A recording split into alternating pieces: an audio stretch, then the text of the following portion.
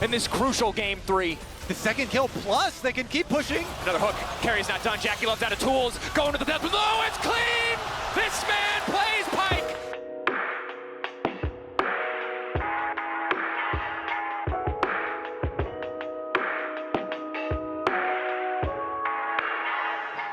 What's up guys, it's Alex from Dignitas, and today I'm going to be doing a Pyke guide highlighting the new T1 Pyke skin.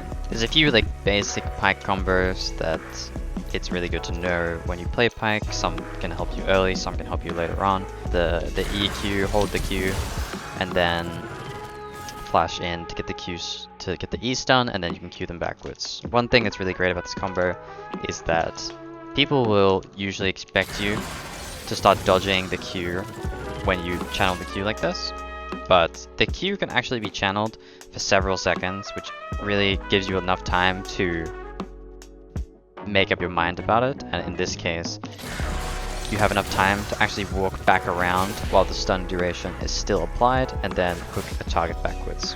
The Q flash is a great combo. You always saw me use that early. So let's say this is an enemy champion, there's minions in the way, just using your flash could let you bypass the minions in the way.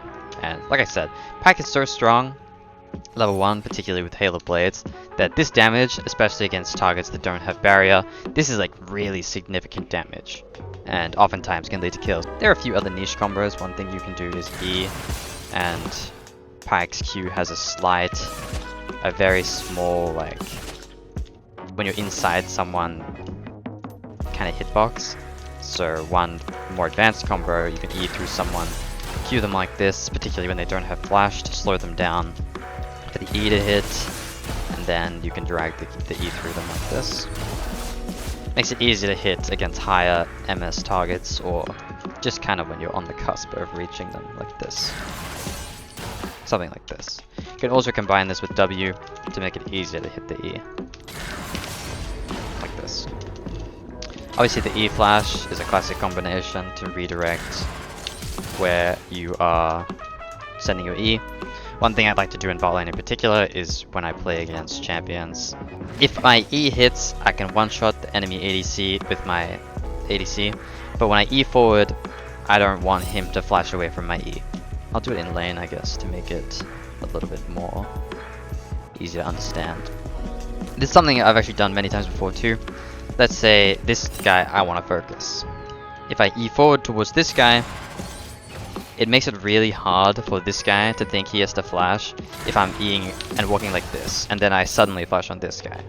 It makes it like, if this guy ends up flashing and I had just gone on the support on the right hand side, it really feels as if this guy would have wasted his flash. So oftentimes it's really hard to react to Pyke in this situation, and he can play a lot of mind games in this sense.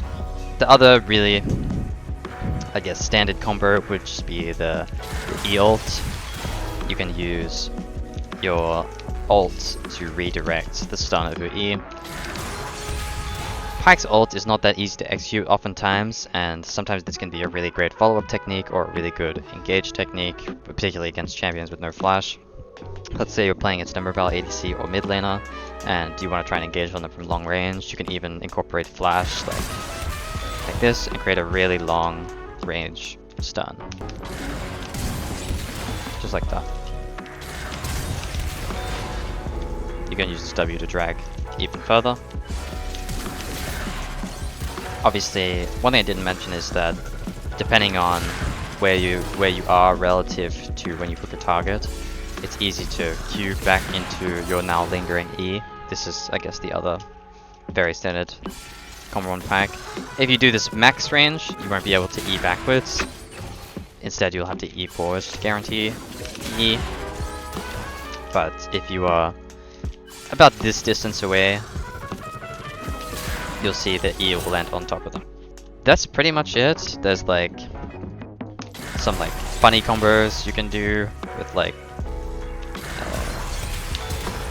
flash, where you can kind of hit both of these dummies, but it's not really practical to like do this type of thing in game, so I wouldn't worry too much about this type of thing.